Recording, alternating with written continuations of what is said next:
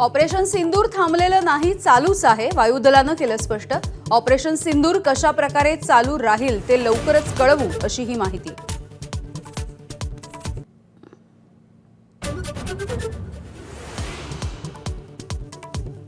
काश्मीरच्या प्रश्नावरती तोडगा काढण्यासाठी काम करेन. शस्त्रसंधीच्या नंतर अमेरिकेचे राष्ट्राध्यक्ष डोनाल्ड ट्रम्प यांचं वक्तव्य. अमेरिकेमुळे शस्त्रसंधीचा ऐतिहासिक निर्णय झाल्याचा अभिमान वाटतो.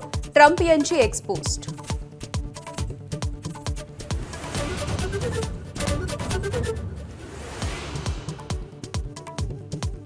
भाजपनेच पंतप्रधानांचा राजीनामा मागावा, संजय राऊतांची मागणी. शस्त्रसंधीची घोषणा करणारे ट्रम्प कोण, असाही सवाल. देशाला पडलेल्या प्रश्नांची उत्तर द्यायला सर्वपक्षीय बैठक बोलवण्याची मागणी.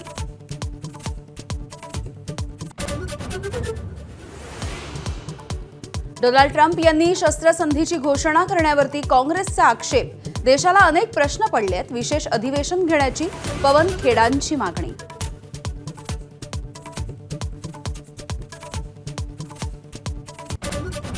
शस्त्रसंधीचं उल्लंघन करणाऱ्या पाकिस्तानला भारताचा इशारा. भारतीय सेनेला कारवाईचं पूर्ण स्वातंत्र्य.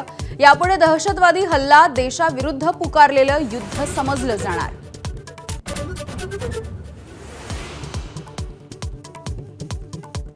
जम्मू काश्मीरमधल्या चिनाब नदीवरती असलेल्या सलाल धरणाचे 5 दरवाजे उघडले. पाकिस्तानच्या अनेक भागामध्ये पूरसदृश्य परिस्थिती.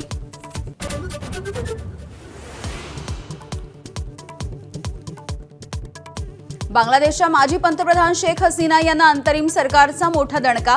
दहशतवाद विरोधी कायद्याच्या अंतर्गत अवामी लीग पक्षावरती बंदी.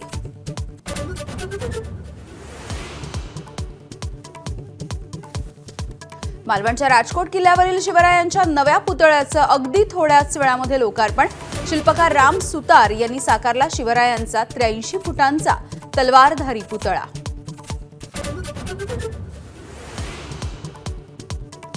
राष्ट्रीय शिक्षण धोरणाची राज्यांवरती सक्ती करता येणार नाही, सुप्रीम कोर्टाचा निर्वाळा.